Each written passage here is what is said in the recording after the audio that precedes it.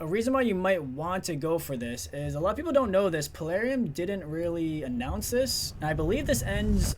Yo, what is going on YouTube? It is PJ. We're back with another Raid Shadowlands video, and today we're going to be talking about the Deck of Deck of Fate event that is happening here. It just started about a couple hours ago. It's going to be for the Knave of Hearts. We can look at his kit real quickly and go over it. So for the A1, attacks on me twice, has a chance of provoking for one turn, books up to 50%, and then heals the ally with the lowest HP by 3% of this champion's max HP. That is really nice that it's this champion's max HP because they're healing someone with high attack and low HP, so the heal wouldn't be that good for them based off of their HP, but since it's based off of this champion's HP, you're going to build him with a lot of HP, it'd be a better healing than if it was off of the targets. So let's check the A2. He's also HP based.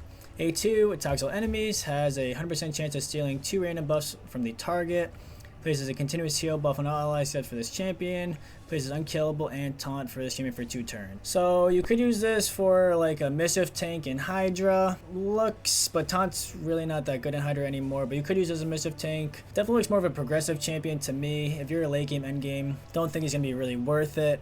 If you're early game, mid game, I think it's going to be better for your account, but it's going to be harder for you to get this champion. It's not going to be easy for you to complete the Deck of Fate or Deck of Scam, so it's kind of tough. But yeah, Faction Wars, Cursed City, Doom Tower. It looks more of like a PvE champion to me. Maybe some PvP usage, but I would say generally PvE. Then we look at his A3.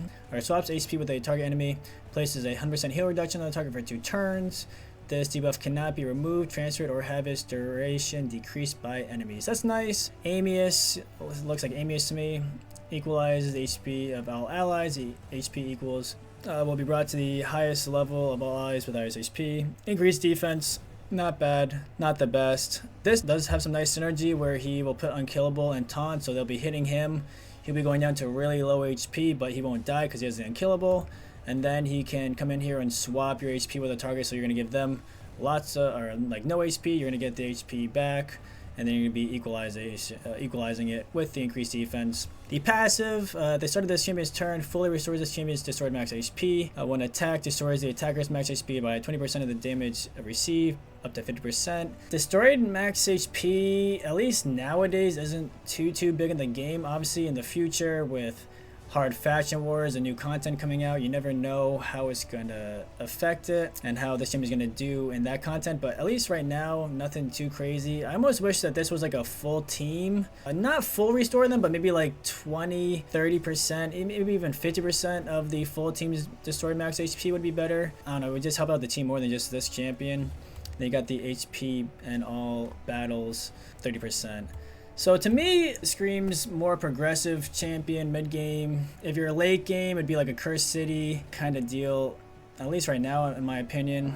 With that being said, one reason why you might want to go for this champion, we can discuss this a little bit. So the points are 4,000 for Eternal, 800 for Immortal. So I was wondering how this compared to the Freya Deck of Fate, which happened a few months ago, which they got really bad backlash. And that was actually quite a bit worse. So it was 60 for the Immortal, 600, and 3,000. So they definitely made it better from that. But the Freya is a lot better champion in my opinion than the Knave. So I actually went for the Freya Deck of Fate. It was brutal. It stunk that they lowered the points, but she's really good. So I think she was worth it, even though with the lower points for him, I don't really know. That was also with the champion training, which is usually easier to get points. The dungeon divers, unless you do a lot of energy, which they did have some good energy deals recently. So if you could complete this with just energy, I mean, that would be cool, but I don't know. That would be a lot. It does overlap with the pinpoint and the event dungeon. There's also no pin in this Deck of Fate, which kind of stinks. At least from what I can see, there's no pinning, and that makes it a lot better when you can pin the rarities. You can pin the epics, so you're guaranteed to get a few of these chests without the pinning. These are complete RNG to get. You're most likely to get a few, but obviously if you're really unlucky, you can easily not get any of the chests. And then these other rewards, rare book, I mean ancient. If there was relic materials, I think it'd be more of a reason to go for it, or like legendary relic materials, but I'm kind of happy there's not relic materials because I don't want to do this. I want to skip it. A reason why you might want to go for this is a lot of people don't know this. Plarium didn't really announce this, and I believe this ends March 5th. I could be wrong. If you guys are, let me know in the comments if you know the date. I believe it's March 5th, but if you look here, if you're able to collect all of the champions for the event, so that would be like Mad Hatter, the Queen, the Cat, Alice, I think that's it.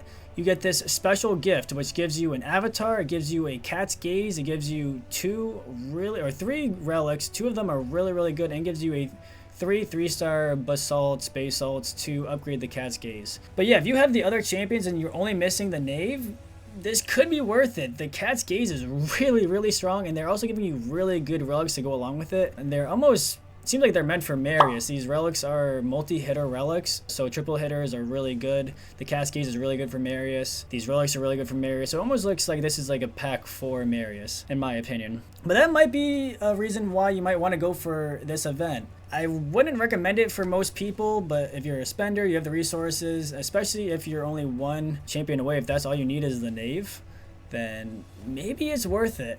I'm actually really happy that this isn't a kitty, the Cheshire Cat guaranteed, because if it was for the cat, then this would be a completely different video. I would probably be going for the cat. I think the cat's really solid, and they still might do a guaranteed for the cat down the line. You never know. With Plarium especially, they're trying to squeeze as much money out of us as they can. You know that if you play this game.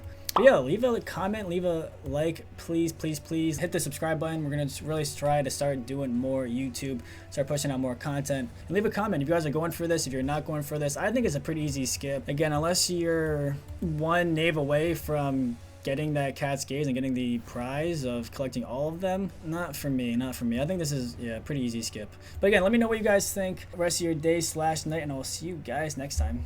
Peace.